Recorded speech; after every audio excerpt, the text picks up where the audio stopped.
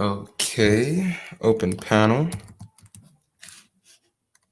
Open panel for all the people that's coming in. Please click on the link. Please click on the link. Please click on the link. And for anybody that's listening to the replay, definitely like, share, and subscribe. And also tell a friend to tell a friend. So, what we're going to pretty much look at is pretty much Philadelphia, New Jersey, and Maryland. So, I've noticed from most of the people that do watch, they're pretty much in those areas. So, we have title companies and we have configured cash buyers in those locations. So if anybody has any type of questions, definitely come up on the panel or email me.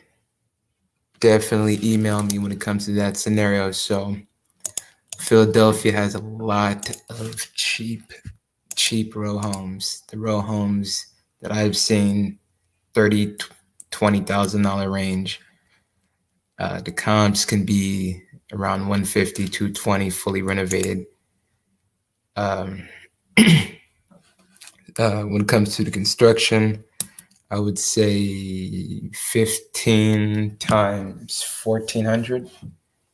If it's 1,400 square feet, so that ranges around 30,000 in repairs. A lot of people, what they would do, they would overestimate their construction repairs and construction costs in order for them to be able to walk out the door with some form of profit.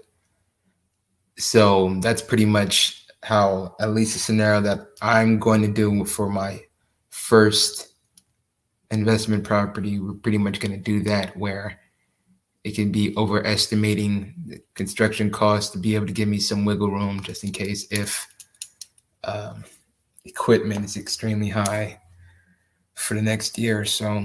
Pretty much that's just a strategy to be able to balance certain things out when it comes to inflation, and also maybe labor shortage type of scenario. But deploying that capital is pretty much a true, I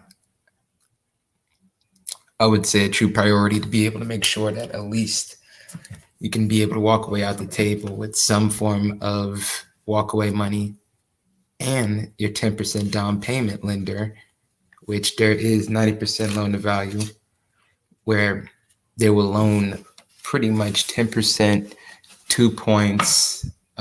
Interest rate is kind of lofty at 12%, but if you have good credit, you can pretty much get that around 6%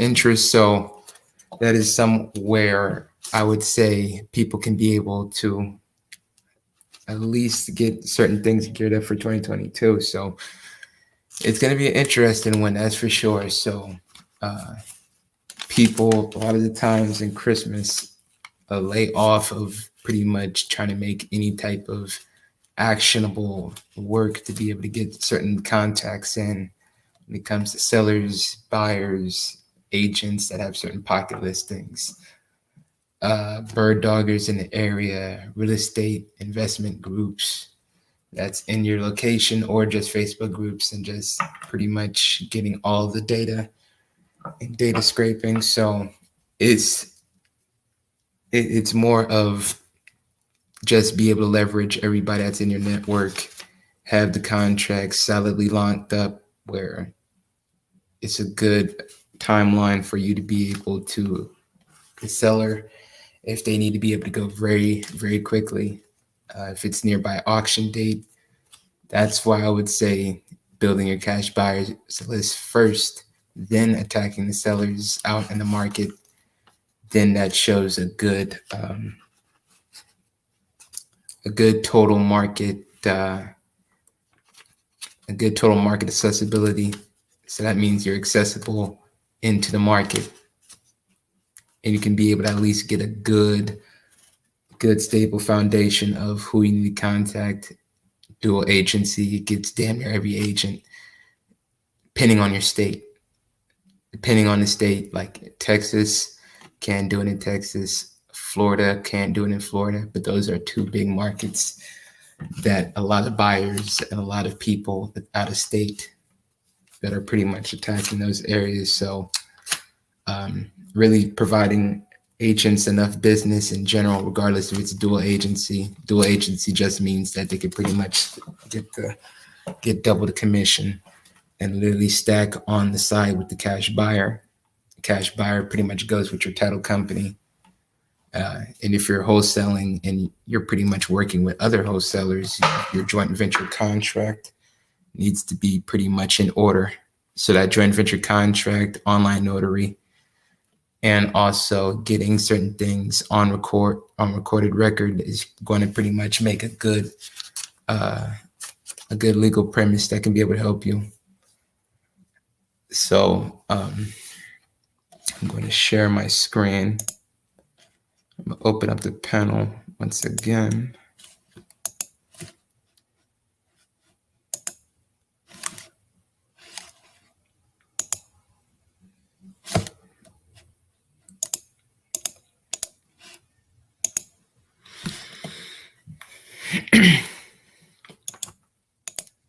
I think people should also look at job reports in that area, as well as looking at Construction Journal. Look at all of your county records that's needed that can literally help you at least get a good estimated type of scenarios of what's in the area, pinpoint the neighborhoods, use tools like PropStream. What would be another good software?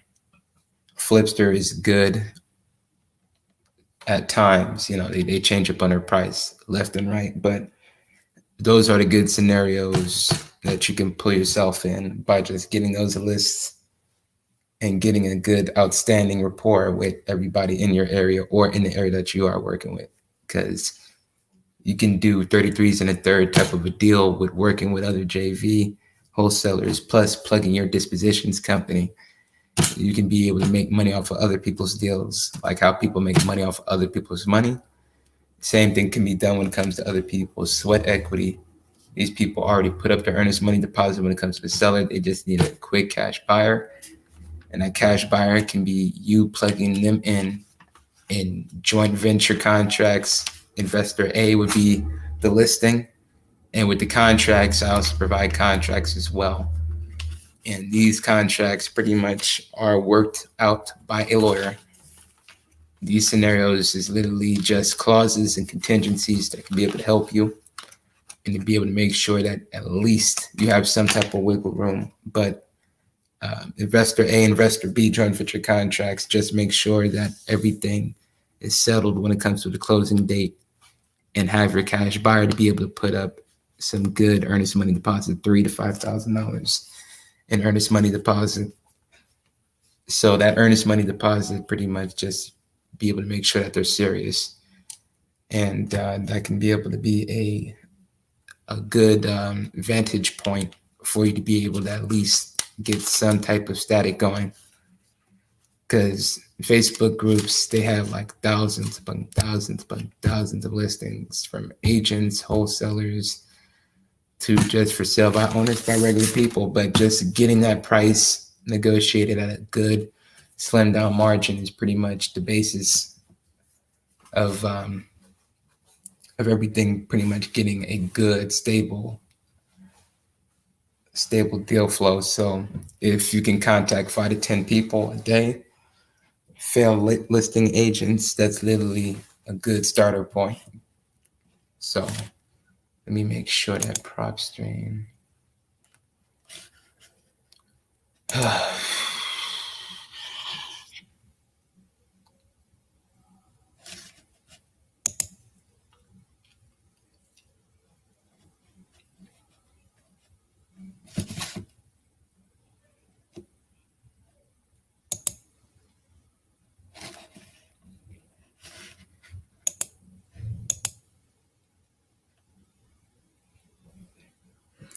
Hey, Marina. Okay, so what I'm gonna do.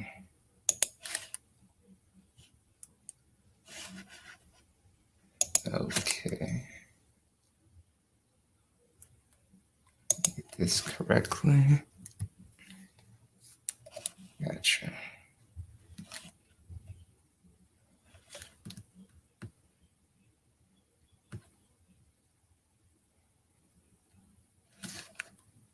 Get this window of time. Bingo.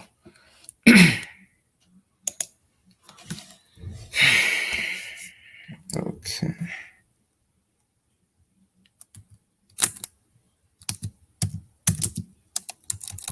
Nutley, New Jersey. Nutley.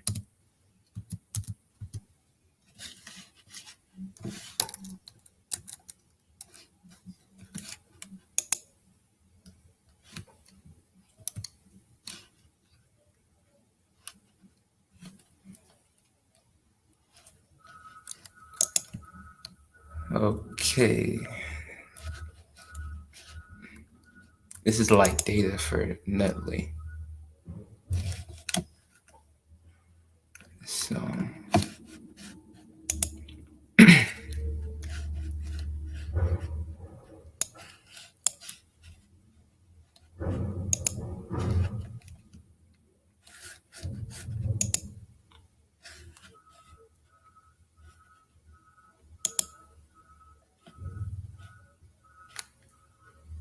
okay, so we're doing fail listings is here we go. So we're doing fail listings as just something as a quick list. Okay.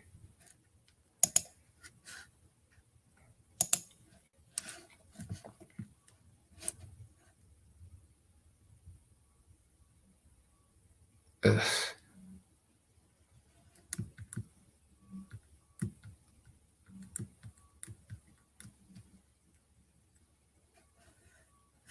I'm gonna look at this zip code.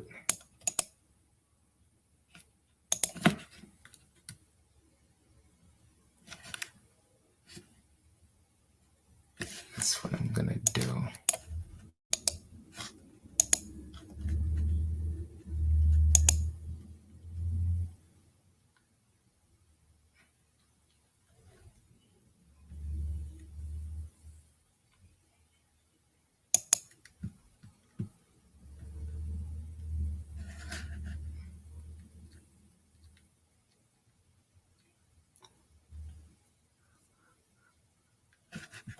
Okay, so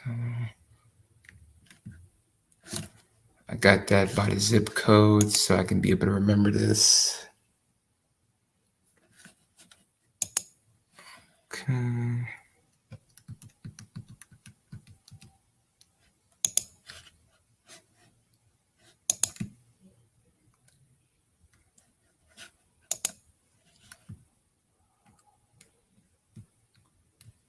Okay, so we got some good motivated leads. We got all the bankruptcies right here. So it's 35 bankruptcies. Okay. Chapter 13.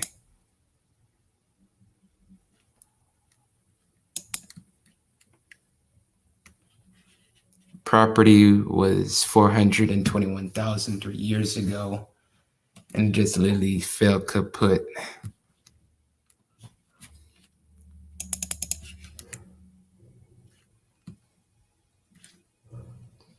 MLS failed. So this is motivated seller right here. Bankruptcy. Okay, so this is the bankruptcy list.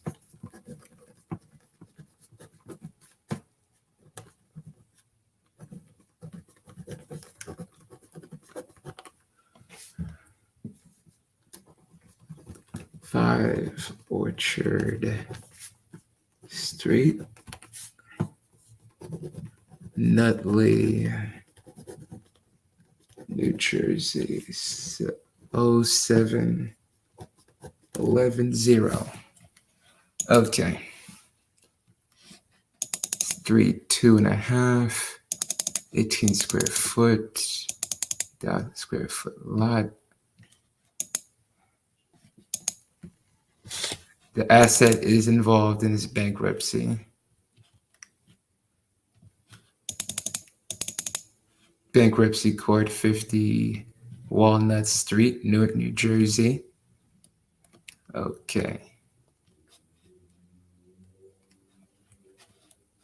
comps is 483. So yeah, my guy really messed up on this one. So this is a good lead to be able to start off. So that's a bankruptcy that I'm going to work upon.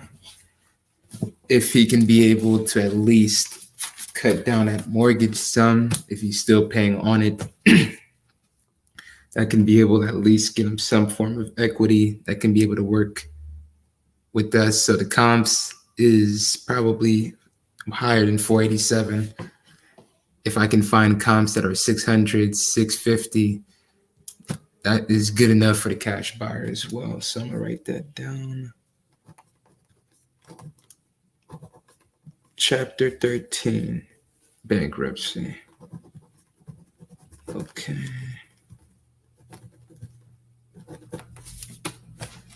If anybody that wants to be able to join on the panel, it is an open link. Definitely come on and click on it. But wow, that was very easy. I was just looking at Netley because I was just looking at the Jersey market, and that is something that actually I think that can be able to work for all sellers and buyers involved in the party. So we will look at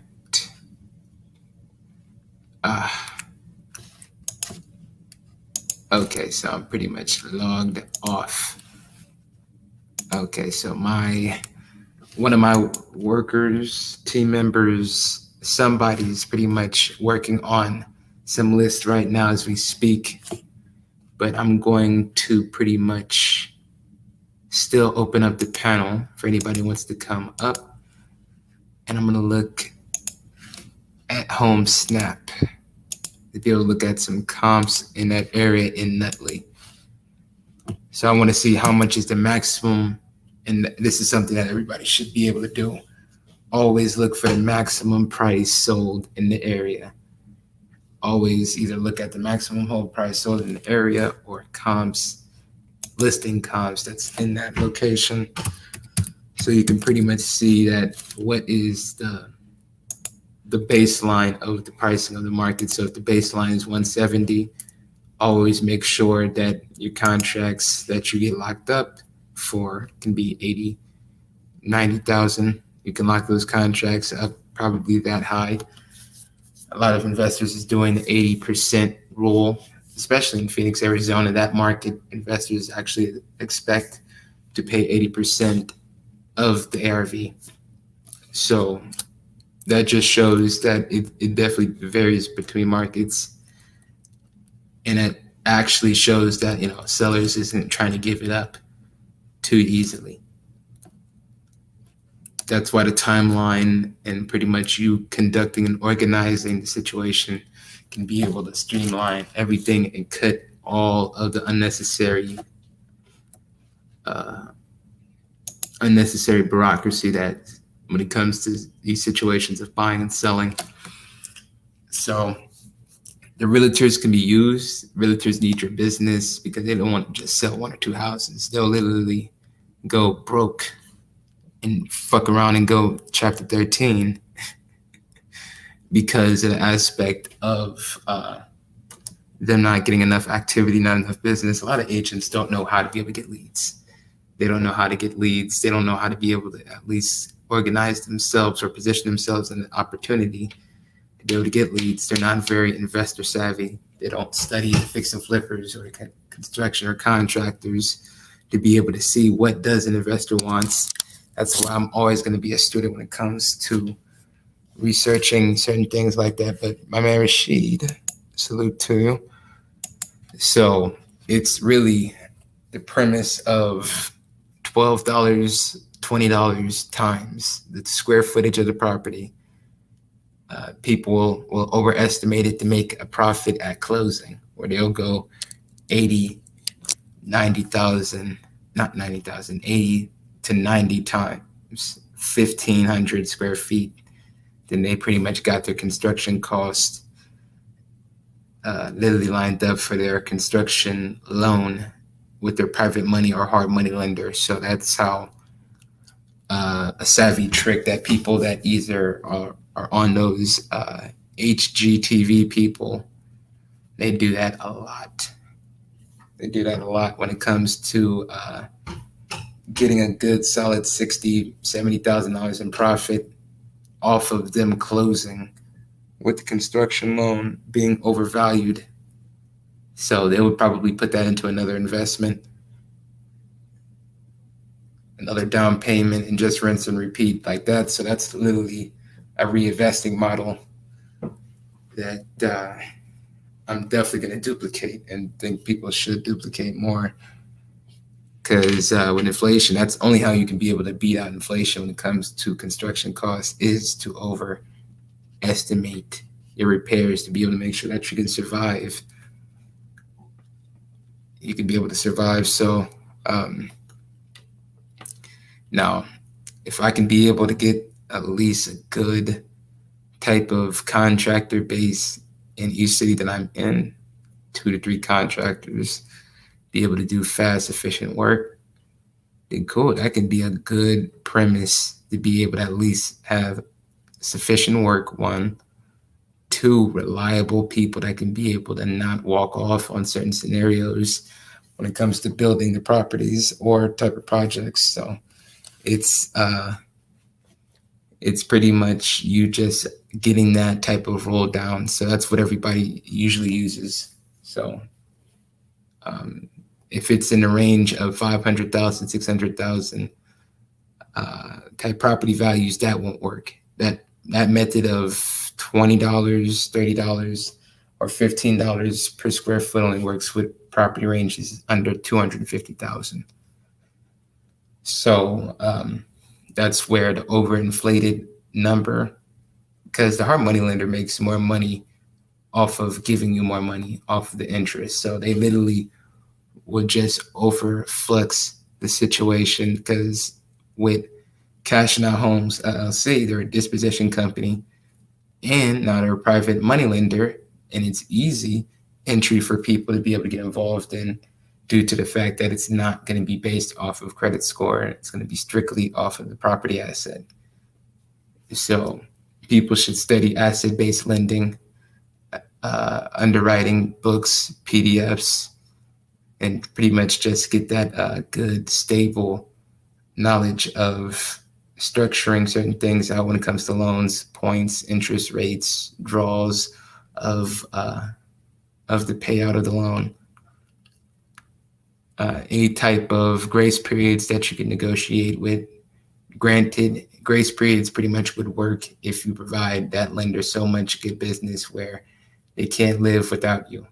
You pretty much either had 5, 7 deals closed up, then that's where the 1 year, 6 month grace period, or if you just have a connection with somebody that's actually willing to work with you and actually respect the program that you set up, then that's where 6 to 8 months grace period can literally help you, where all the monies that you would about to pay for the lender, you can literally reinvest that back into some form, some segment into the business, or some type of department inside the business.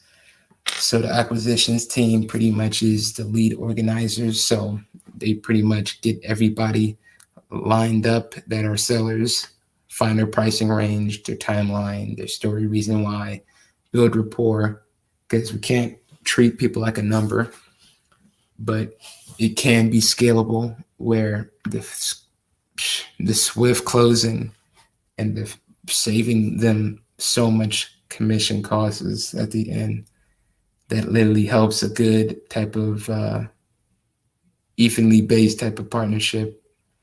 So that is one thing that acquisitions team need to be able to get understood, is that everything has to be of the calling, the reaching out, the follow up, the incentive. A lot of people would say FOMO, but really 10 to 15 day closing is literally a scenario where people can literally choose their closing date. And choosing their closing date is a winnable situation than a elongated 50, 60 day close. Nah, You got to be able to at least have a scenario where 21 days maximum. A lot of people will have it where their cash buyer would have to close in 10 days, but the seller pretty much has the wiggle room where you close with the seller in 21 days. So that's just in case if the cash buyer can't close within that 10 days, you still got time to be able to usher in another cash buyer. That's why I try to tell people, usher in that cash buyer first. Then you can be able to have all of the unnecessary kinks pretty much worked out. But the earnest money deposit, always make sure that the cash buyer is not flaky. Some form of earnest money deposit. Always be able to at least get the more serious ones and weed out anybody that isn't serious. So lining up cash buyers, those are literally your income based off the premise of what they want, what they need. Getting more and more cash buyers never hurts, due to the fact that if you have been working with a cash buyer, eventually they're going to get greedy. Eventually they're going to pretty much be on a basis where you need me. And it's never a situation where you need just that one person. Always expand from 1 to 5, 5 to 15. Pretty much mingle around from the Facebook marketplace and Facebook groups to be able to get these leads, email lists, and pretty much understand how to be your own data provider when it comes to that, and just networking, connecting cash buyers. So this is an open panel.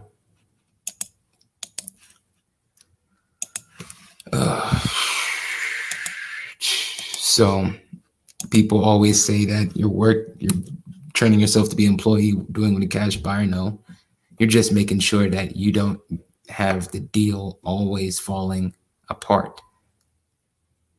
That prevents any deals of falling apart. So all yesterday, we've managed to find 62 cash buyers in the Chicago area, and 10 of them are pretty much nationwide buyers. So they'll buy in Arizona, Philly, New Jersey, because New Jersey is pretty much a better market, it seemed like, when it comes to this situation, because New York is rough when it comes to fix and flips. New York is rough when it comes to wholesaling. You got to work with a lawyer and realtors that have a lot, and I mean a lot of power. A lot of power when it comes to that. So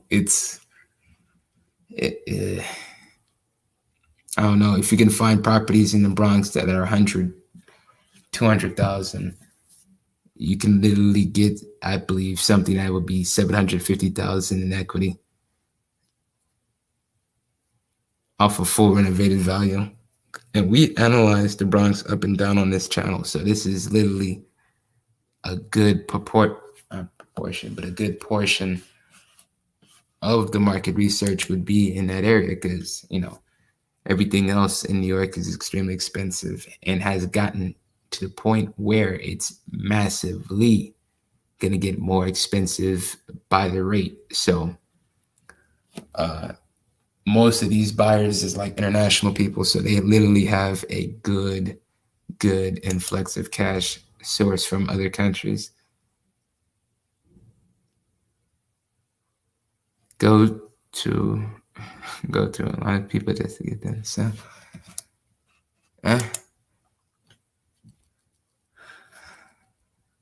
Wadner, I've been trying to put you. Me and Sal pretty much been trying to figure out, where are you at, man?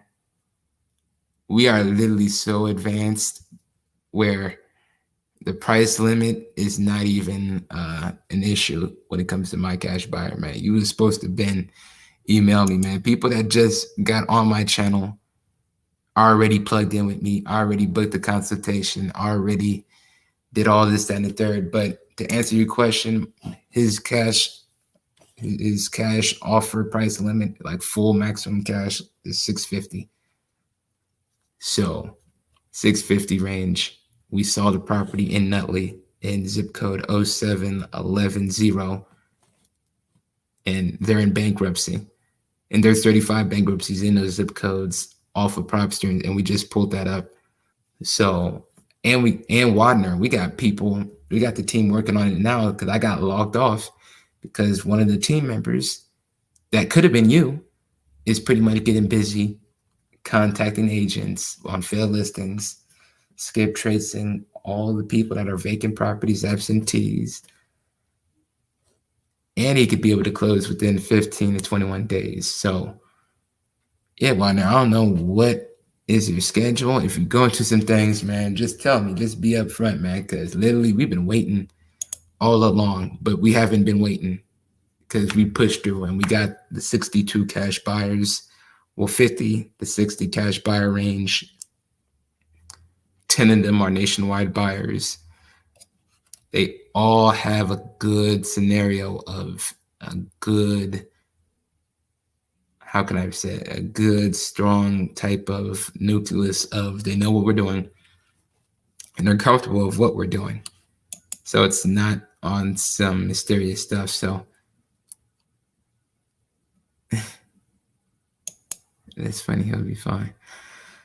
So when it comes to that, the price range 620, under 620. So that means if the neighborhoods goes for 800,000, you can probably get it locked up for 375, 415, probably maximum offer 500 if it's a vacant, if it's dilapidated, if it has a roof missing, then you can beat that price lower. But that's how the cash buyer can win, and that's how you can be able to get a good spread on the assignment fee. That's why I'm more looking at a lot of the higher equity properties, and I'm going to make sure that the team understands the basis of the spread, basis of neighborhoods that are 850,000, and try to get those properties under a lower amount. And you can, because with all these tools that I'm showing you, we can be able to pull up anything, virtually any market that we need, we can be able to get access to it. Wadner, I'm gonna believe it when I see it, Wadner, but I'm gonna give you my email again.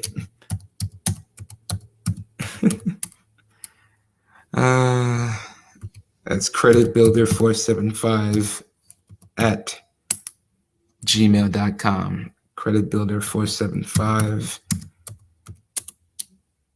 at gmail.com. And for anybody that wants to come up on the panel, click on the link. And Wander, you don't even click on the link or anything, man. You just like that silent, you're pretty much that silent character. So that's my email. Definitely get in contact with me as soon as you got, or whenever you pretty much get off your ass, to be honest, because we are literally to the point where the cash buyers, the heavy lifting has been done. Because getting the listings and leads is literally the heavy lifting. Is the cash buyers, the list leads. I already got that mastered. And Wadner, we'll give you the leads. You'll just earn commission. We'll give you the leads. Only thing you may have to do was probably contact 5 to 10 failed listing realtors, get on the MLS details, get on the phone number, pretty much tell them that we can buy all their old listings, vacant properties, or people would say investor specials or investor opportunity deals where it's dilapidated, roof missing, but the comps can go for 200, 300, probably 400,000 off of the 3 to 5 comp rules. That's literally the 3 highest sales comps. So what pretty much everything is just organizing and moving paperwork around.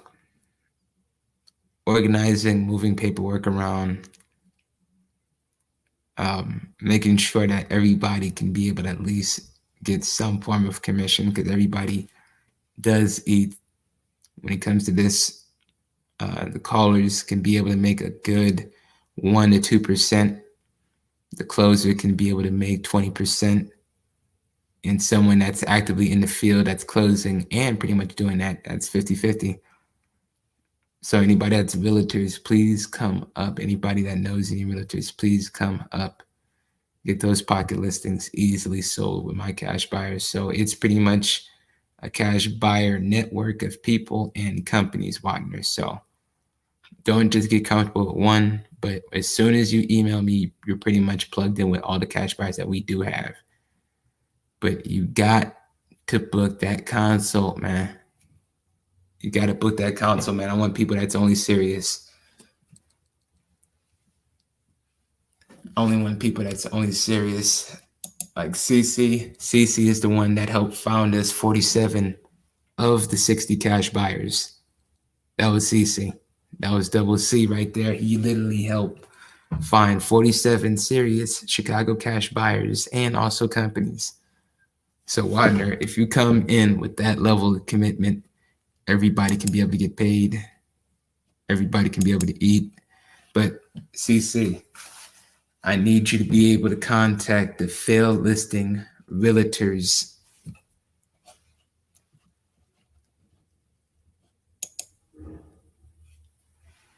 You may have a few more. See, he has more cash buyers. Wow. Fuck around. We're going to have 100 cash buyers easily. But CC, we need to be able to put everything in full gear. CC. So that means I'm probably not going to leave this up. So CC, we need you to be able to contact the failed listing agents. And if you're going to do any skip tracing, batch leads, maybe any other type of avenue, I would say, just get the failed listing agents, contact 5 to 10. If you contact 50,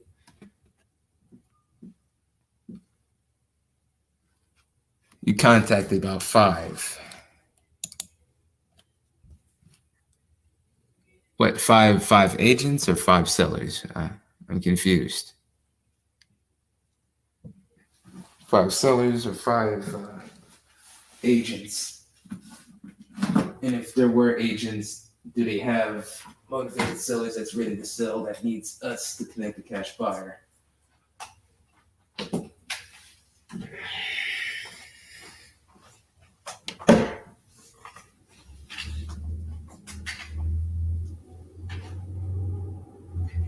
That's beautiful, man. We literally got at least 47 cash buyers in. Okay, 5 more cash buyers. Well, good, man. That's great. So what we do is we need you to put that effort and energy. And when you do get on PropStream, you can find all the information needed. Just contact some agents. Okay, so they're hard money lenders. Even better. Even better.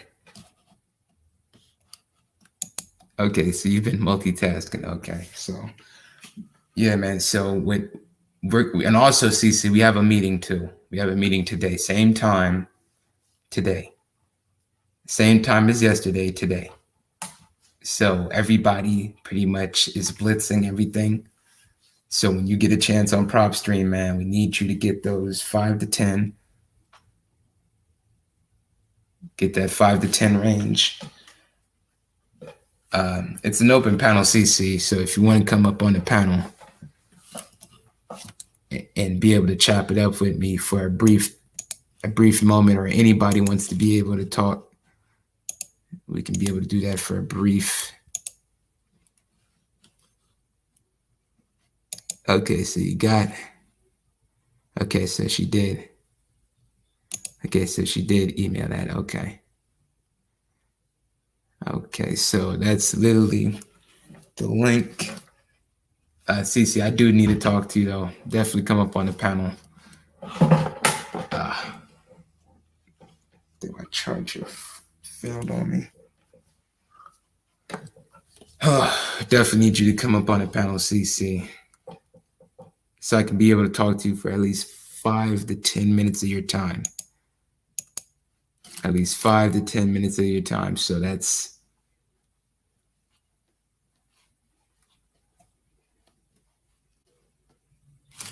okay. No problem. Because we are just stacking so many cash buyers. That's beautiful, man. Hard money lenders. 5 cash buyer hard money lenders, so they're the bank.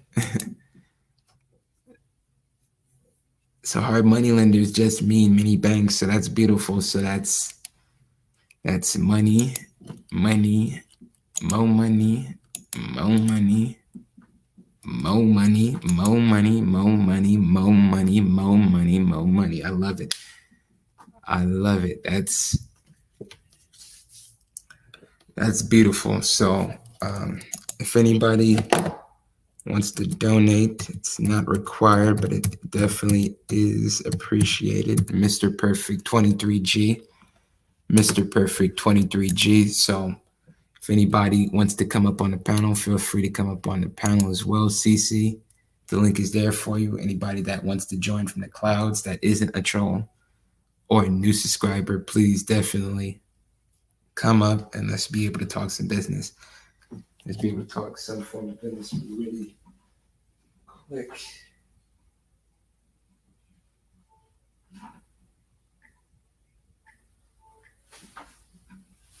Let's definitely talk business really quick as soon as my man CC comes up on the panel. We could pretty much talk on the basis of what is really going on. So these cash buyers is literally like a bank source. So they're like a financial pool. They're literally an aspect where sending them deals, you can be able to get favorable terms. And that's also another thing that I'm also meant to say. People that do have hard money lenders, they can leverage them off of assigning them contracts and getting loans after the assignment fee. So pretty much you are amplifying and increasing the velocity of your money. 25,000 assignment fee that can be used on a $250,000 type of asset. Get a refinance loan 6 months, that'd be $160,000. $160,000 loan after just leveraging 25,000. That's pretty much the basis of what I'm gonna do while telling everybody what I'm gonna do. But that's facts, man. You can literally leverage all 5 of those hard money people. Get them good sweetheart deals, good entry prices. And that's pretty much it. Just negotiating strong entry prices and sending the contract. All the other stuff that people find complicated is just to be able to understand the nuances in between. So there's no missing holes or there's no unnecessary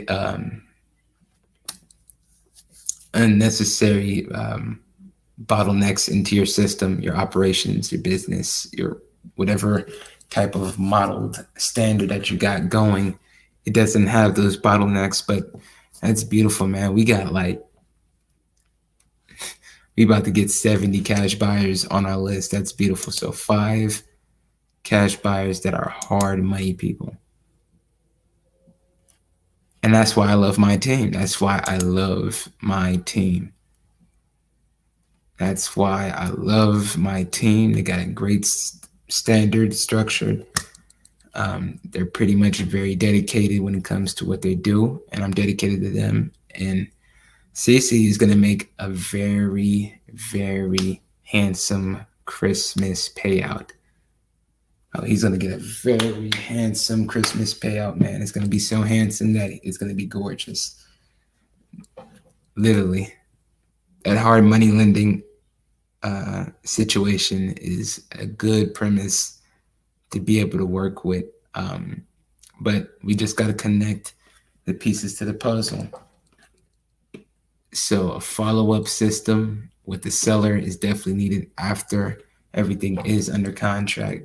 Inspection rules is needed, and I do have a script for that as well. And CC will get the script again so he can remember what the script is about, so it can literally be like a standard operating procedure that's pretty much geared and structured out to him on a step by step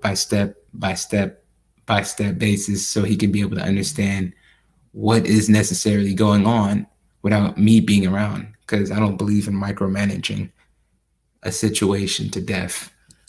Micromanaging is good to start certain things out, but literally monitoring certain things within the day should be somewhat automated or somewhat more or less deferred to somebody so it can be streamlined properly. So, but that's beautiful, man. We got cash buyer activity all ready to go.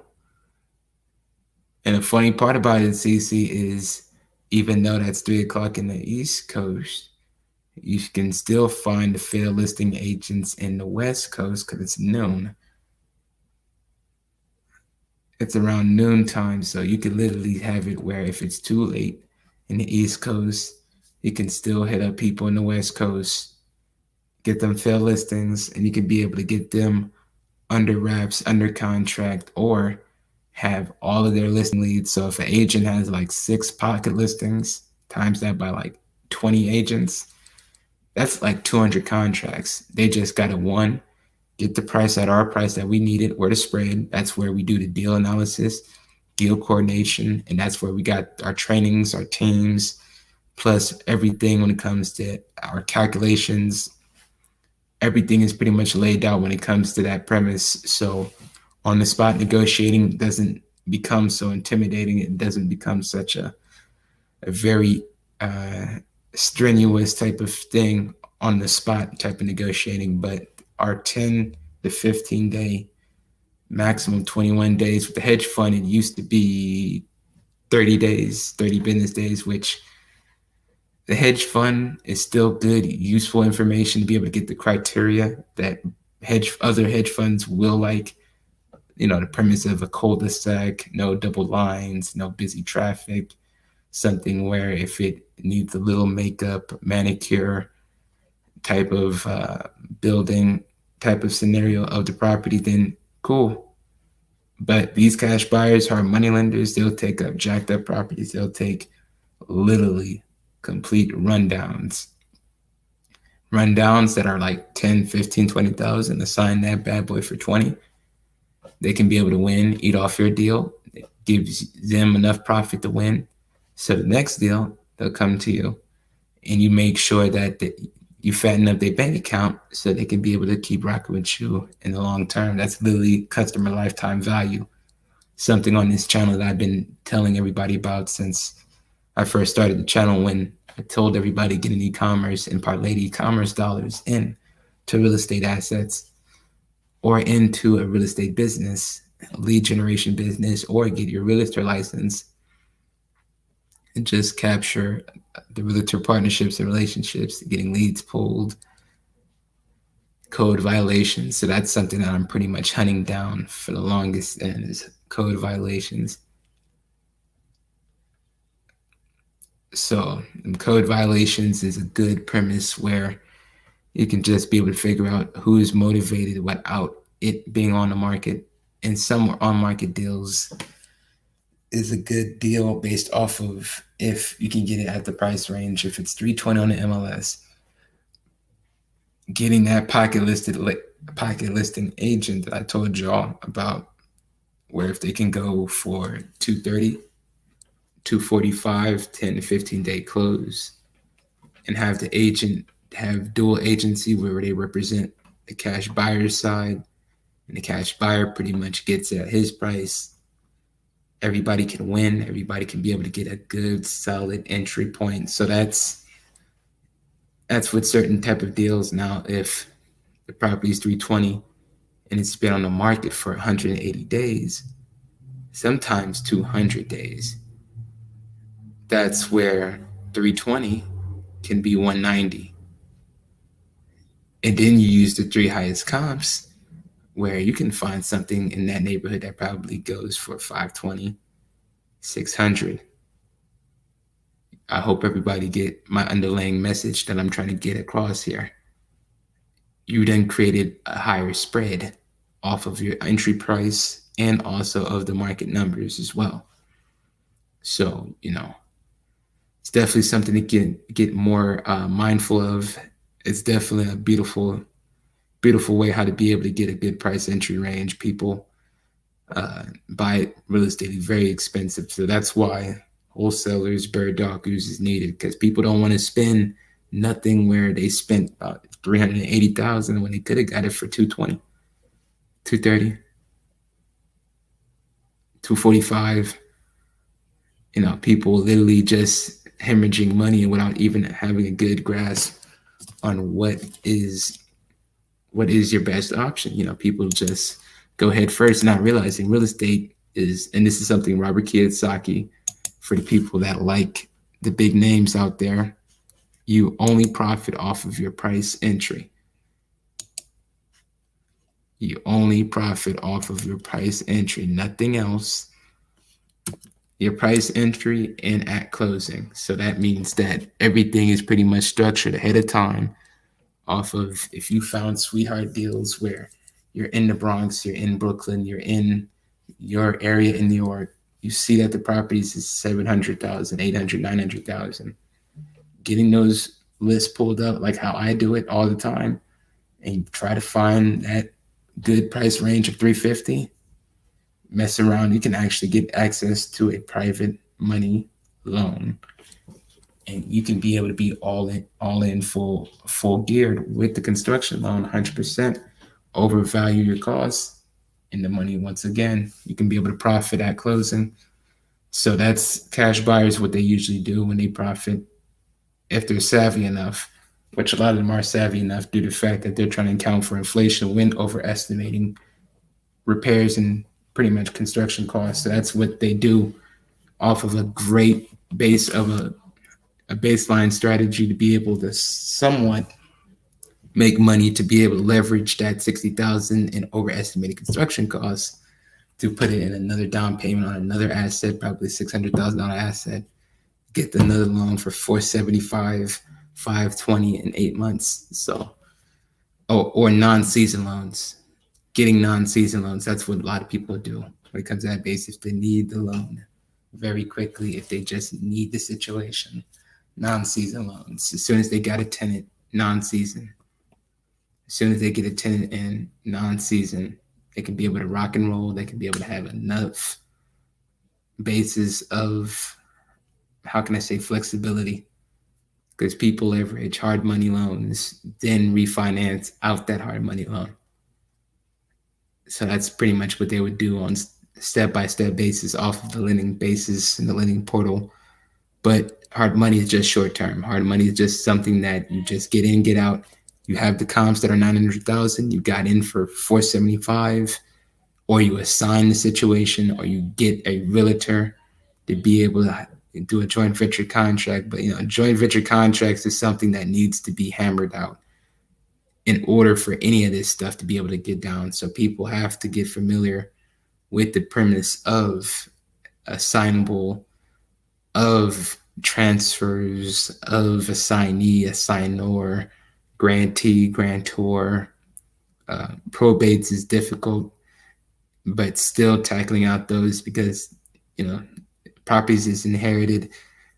They're not motivated to be able to keep up with the property, so they're a motivated seller a lot of the times, do it at a discount. But I have not worked on a probate deal yet.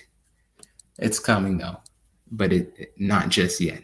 Not just yet. I need another lawyer that specializes in probate, specifically in that state of Florida, that can be able to give me the proper type of walkthrough needed so I can be able to get forward, help the team to be able to get very informed, damn near if there was like a lawyer as well. So that's just pretty much what we have to be able to do as a team. And I'm feeling confident because we managed to get 70 some odd cash buyers within just CC doing 47. And now I'm looking at my phone updated. We done got 12 more cash buyers, and she done managed to network with the situation where he done got like 12 motivated sellers on the back end. So CC, as soon as pretty much as soon as you're ready, just pretty much email me, because I'm going to get back to contacting some more cash buyers myself. But CC must you must always focus on one thing: getting those pocket leads from those agents. And that can literally help so much time. It can save so much time, so much money on skip tracing. All those pocket leads is literally in-house. People that are motivated, people are literally dedicated to the situation scenario. Okay, so my guy CC. Okay, see, I was about to leave. Oh, sorry, man. I've been multitasking. So, sorry about that. Can you hear me? No, yeah, no problem. All right. So All right. give So me the the meetings. rundown, man. All right. I contacted 5 money lenders. I left them all messages because I told you that personal thing I had to take care of. No problem. So I'm moving on to the next phase, which is instead of me waiting to call back, I was gonna jump on prop screens real quick. Get a couple failed listings, and start working on the western, not the western, eastern part of all of the eastern part of Massachusetts. Yes. I had a few contacts from bigger pockets, which, excuse me, Uh, let me get back on here real quick. So I'm talking to you through my phone.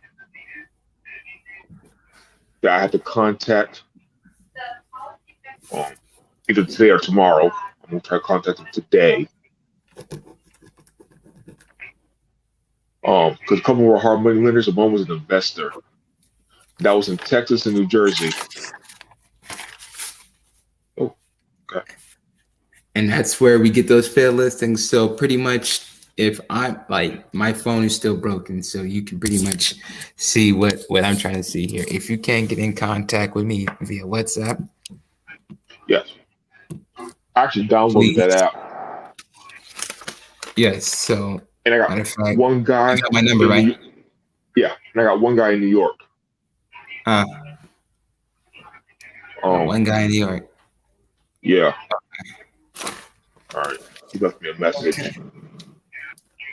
Okay. So what we do is, as you can pretty much see, you just match the seller with that cash buyer. And as soon as you get in contact with them, they pretty much know who you are. They know you exist. You know their criteria. Just contact those failed MLS listings. Call the agents. Tell them that we got a buyer for it. Anything that failed recently, tell them that we can connect the buyer. They got to work with our price though. So if it's $397, we want to get it at $330 with a 15 to 20 day close, or 10 to 15. Okay.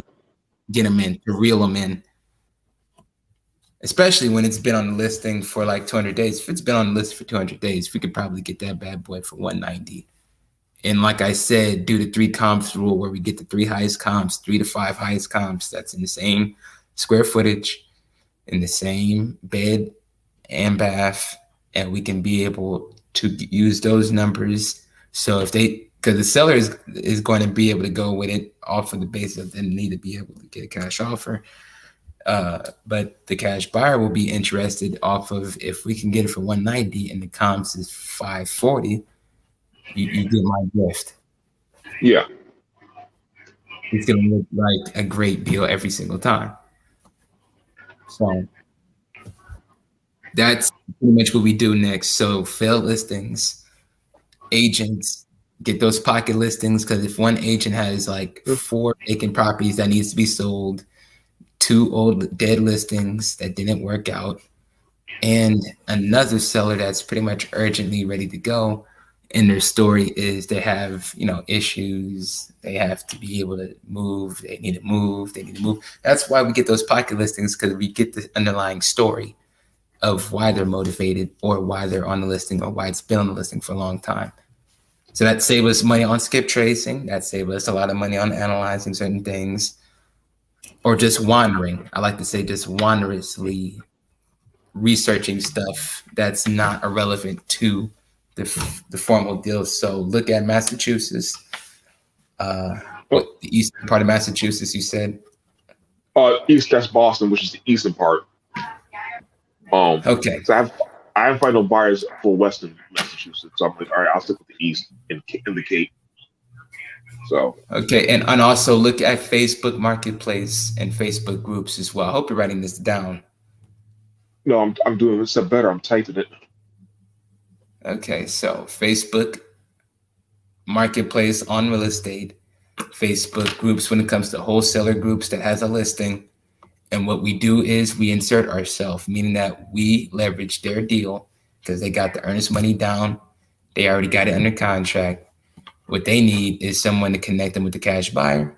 That's where we come in and we can save time. We can save money on skip tracing.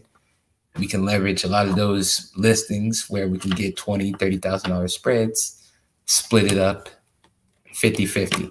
Well, pretty much 33s in a third. As the old term goes, 33s and a third. Yeah. 33 and a third. So that's literally the premise on what we do when it comes to certain negotiating.